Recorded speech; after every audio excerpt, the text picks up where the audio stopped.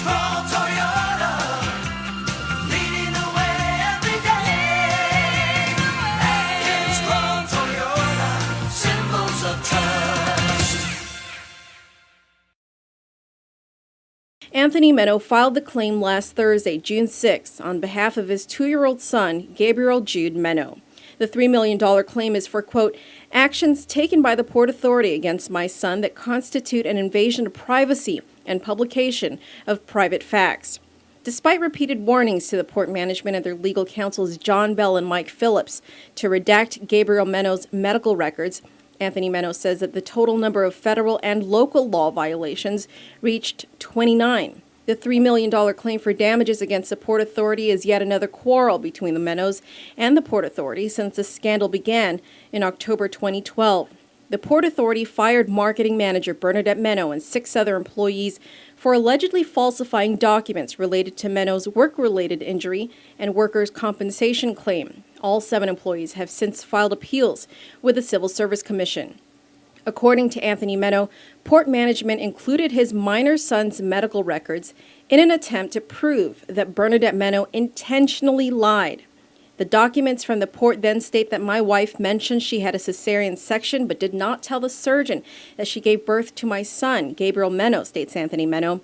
Obviously, the port negligently prepared, gathered, and released my son's medical records because they were not aware or competent enough to know that a cesarean section is, in fact, a form of birth. The medical records were first made public when it was submitted, together with the port employees' proposed notices of adverse action, to the Civil Service Commission. Copies were also provided to all 5 Port Authority Board of Directors. But even after General Manager Joanne Brown was verbally warned by Bernadette MENO and her attorney, Curtis Vandeveld, and even after CSC Director Tony Lamarina himself advised the port to redact Gabriel MENO's medical records, the port again released his medical records when it served the 6 employees final notices of adverse action and then subsequently filed these documents with the Civil Service Commission. At that point, Anthony MENO says, despite being warned not to release my son's medical records, the Port Authority of Guam continued to do so, this time intentionally and willfully.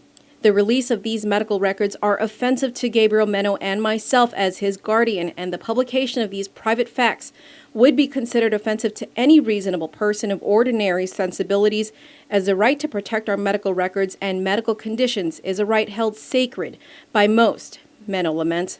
Finally, he adds, the release of my son's medical records was not a matter of legitimate public concern.